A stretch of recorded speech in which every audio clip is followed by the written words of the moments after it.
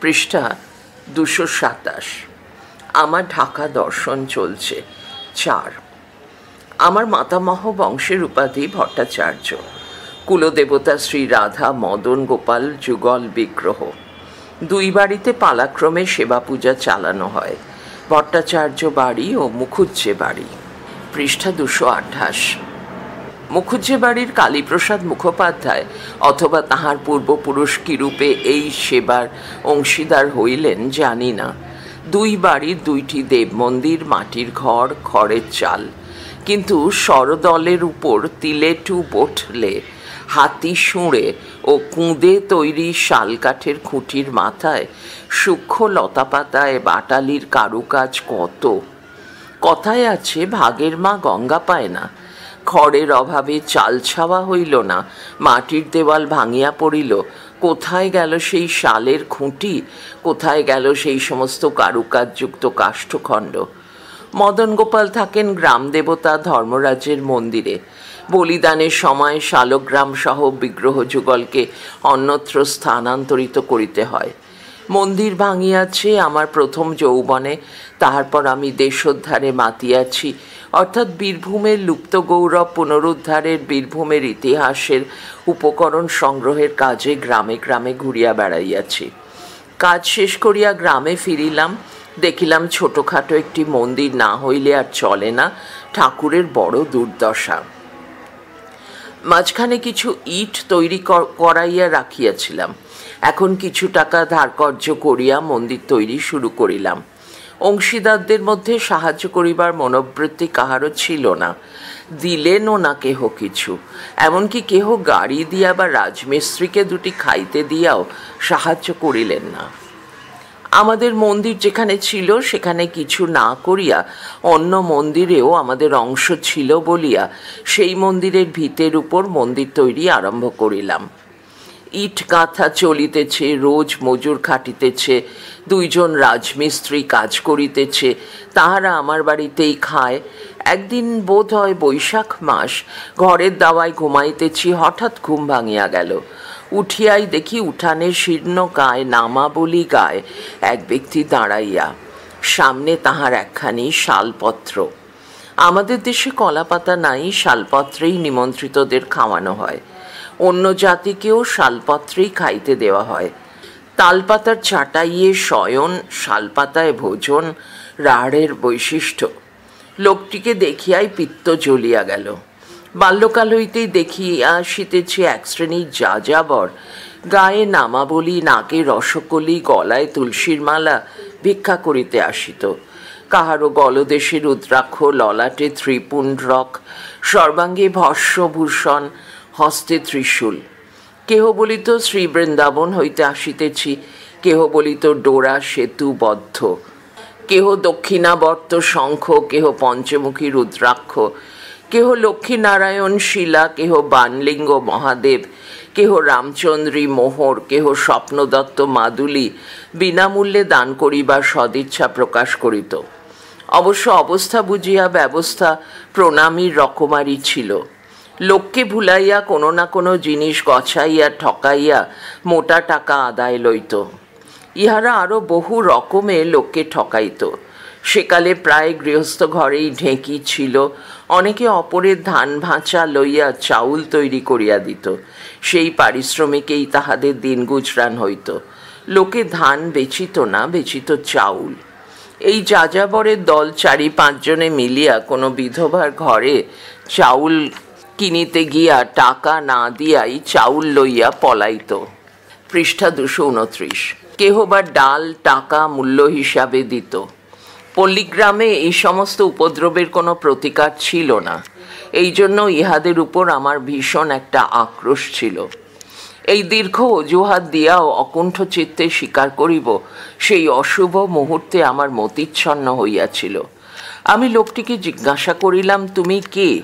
উত্তর হইল, একজন বৈষ্ণব, 2টি প্রসাদ পাইব। গৃহিণী জল আনিতে গিয়াছিলেন, ঘটি হস্তে আসিয়া দাঁড়াইলেন। আমি বলিলাম, না, প্রসাদ হইবে না। 2 জন রাজমিস্ত্রি এখনো খায় নাই। পত্নী বলিলেন, তাহারা খাইয়া গিয়াছে, ভাতও আছে। আমি ধমক দিলাম, না, ভাত দিতে হইবে না। দ্বিতীয় পক্ষ হইলে কি হয়, গৃহিণী কখনো এ জাতীয় ঐতিহ্যে সুপ্রতিষ্ঠিতা হন নাই।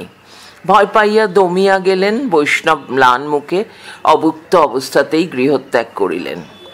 যেখানে মন্দির তৈরি হইতেছিল, কাজ কেমন চলিতেছে দেখিতে গিয়া পথে বৈষ্ণবটির সঙ্গে দেখা হইয়া গেল, কিন্তু তখনও তাহাকে হাত ধরিয়া ফিরাইয়া আনিলাম না। আমার দৃঢ় ধারণা হইয়াছিল সে বৈষ্ণব বেশধারী জনৈক যাযাবর। এক প্রতিবেশীর পত্নী মৃত সন্তান প্রসব করিয়াই অচেতন হইয়া পড়িলেন। ঘোর বিকার, বাঁচিবে কিনা সন্দেহ। বাড়িতে তাহাদের কান্নার রোল উঠিল। ছুটিয়া গিয়া ডাক্তার আনিতে গরুর গাড়ি পাঠাইলাম। ডাক্তার আসিয়া বলিলেন, লোকজন লইয়া শ্মশান যাত্রার জন্য প্রস্তুত থাকুন। আরজিকরের মেডিকেল স্কুলে পাশ করা ডাক্তার, কিন্তু রোগ নির্ণয়ে আশ্চর্য ক্ষমতা, যেন সহজাত শক্তি। ডাক্তার আমার বাড়িতে রাত্রে থাকেন, তাহার খাওয়ার ব্যবস্থা করিতে হয়। প্রতিবেশীর বাড়িতে ভিন্ন গ্রামের আত্মীয় স্বজন তত্ত্বতল্লাশ লইতে আসে, 1 জন 2 জন 3 জন, কেহ একদিন থাকে, কেহ 2 দিন। তাহাদের আহার্য সরবরাহ হয় আমারই বাড়ি হইতে। প্রতিবেশী শিশুপুত্রকে নানা রকমে ভুলাইতে হয়, খাবার খাওয়াইতে হয়। আমারই এক কৃষাণ প্রতিবেশীর বাড়িতে রাত্রে থাকে। রোগিণীর কোনো উপসর্গ দেখিলেই সে ডাকিতে আসে। ডাক্তার বলেন, সে মানুষ বাঁচিবে না, তাহার জন্য আপনার এই উপদ্রব ব্যাপারটা কি বলুন তো। বিপদের কথা রোগিণী ঔষধ খাইত না, মাঝে মাঝে জাঁতি দিয়া দাঁত ফাঁক করিয়া ঔষধ খাওয়াইতে হইত। যাহা হোক, ভগবত কৃপায় রোগিণী বাঁচিয়া গেল। কার্তিক মাস। হঠাৎ একদিন রাত্রে অত্যন্ত উদ্বেগ বোধ করিলাম। পেটে এমন একটা অবস্থা দাঁড়াইল, যাহার ফলে শ্বাসরোধের উপক্রম। নানান চেষ্টায় কিছুক্ষণ পরে অনেকটা সুস্থ বোধ করিলাম। ভাবিলাম, রোগিণীকে লইয়া কয়দিন ধরিয়া রাত্রি জাগরণ, দুশ্চিন্তা, অনিয়ম ইত্যাদি কারণে হয়তো কিছু একটা ঘটিয়াছিল। কিন্তু পরের দিন বৈকালে আবার তেমনই অবস্থা। কিছু বুঝিতে পারি না। পেটে তেল, সাবান, শতধৌত, সুতো, কত রকমের মালিশ। মাথায় কলসি কলসি জল ঢালিতেছে তো ঢালিতেছে। শিউরি গিয়া বন্ধুবর ডক্টর উপেন ঘোষ, হেলথ অফিসারকে দেখাইলাম, কিছু ফল পাইলাম না। শিউরির নিকট বৈবাহিকালয়, পাঞ্জরিয়াতে, পৃষ্ঠা 230 থাকিলাম।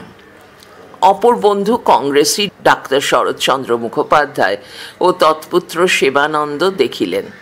শরৎ ডাক্তার কয়দিন পরে বলিলেন, ভাই, আমি তো জেলে চলিলাম, পাঁচু সেবানন্দ রহিল আপনাকে দেখিবে।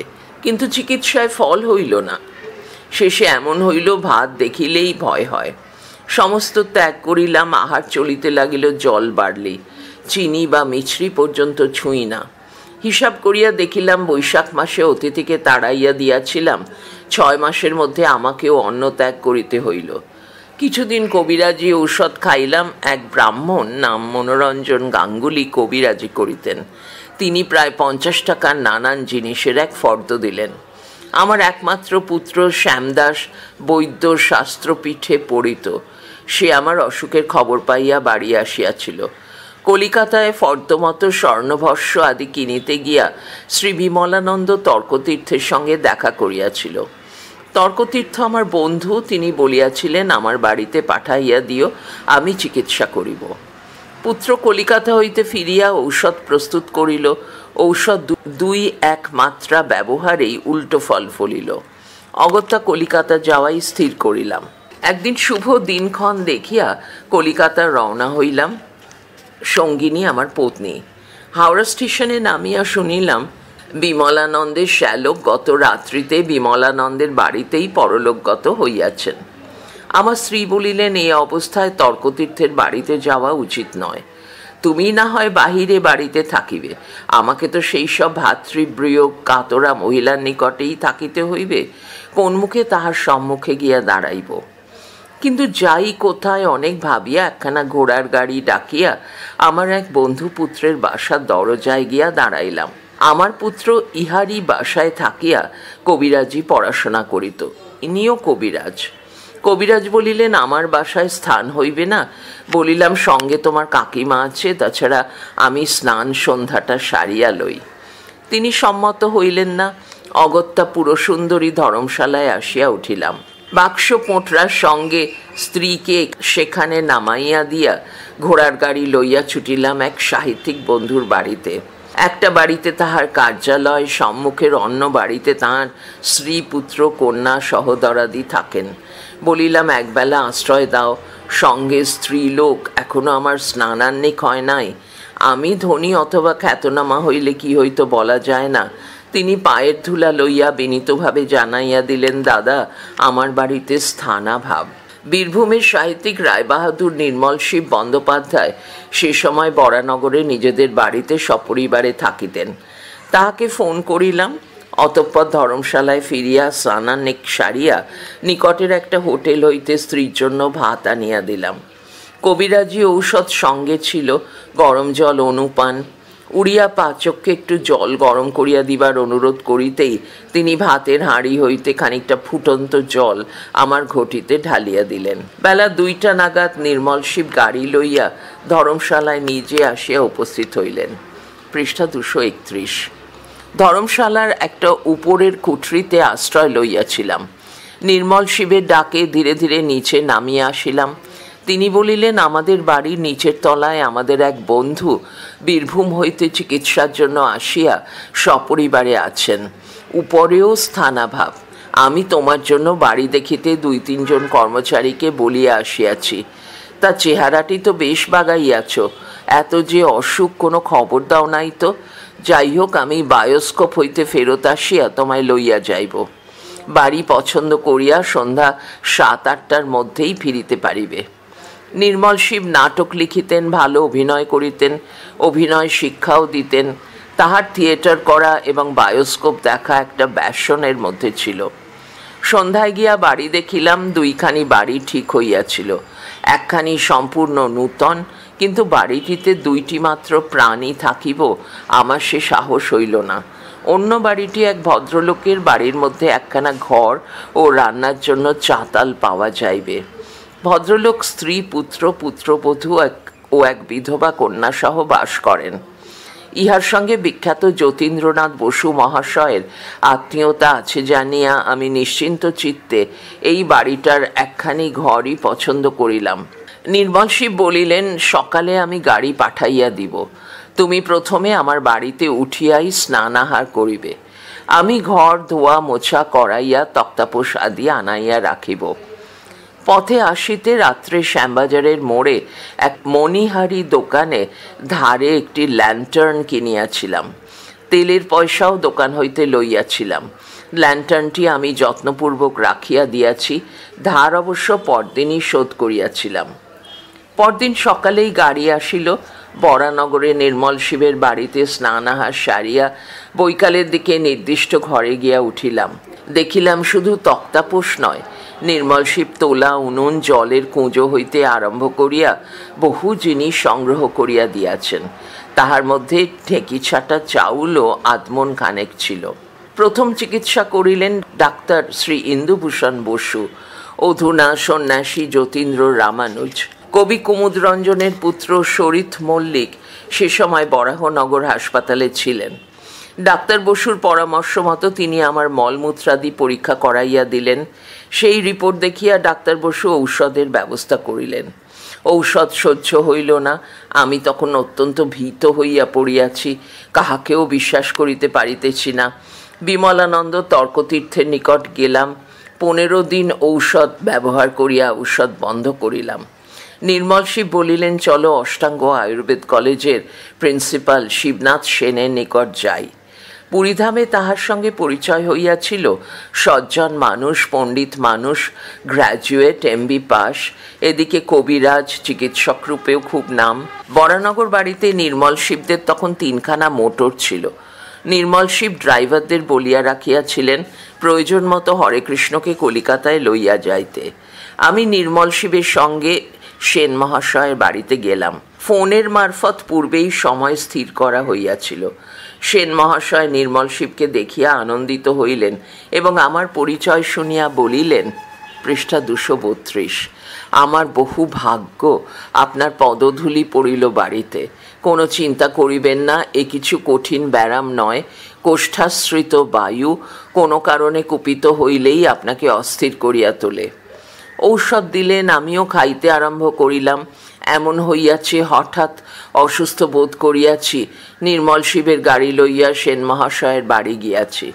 তিনি আছেন অষ্টাঙ্গ আয়ুর্বেদ কলেজে। ফোন করিয়াছি, সঙ্গে সঙ্গে আসিয়াছেন, ঔষধের পরিবর্তন করিয়াছেন।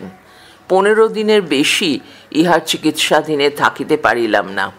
গেলাম মুর্শিদাবাদ গারুলিয়া নিবাসী ধন্বন্তরী কল্পভিষক শ্রেষ্ঠ গঙ্গাধরের প্রিয় ছাত্র গয়ানাথের পৌত্র দারিক কবিরাজের নিকট। বিডন স্ট্রিটে গয়ানাথ ঔষধালয়, কেদারনাথ চতুষ্পাঠীতে।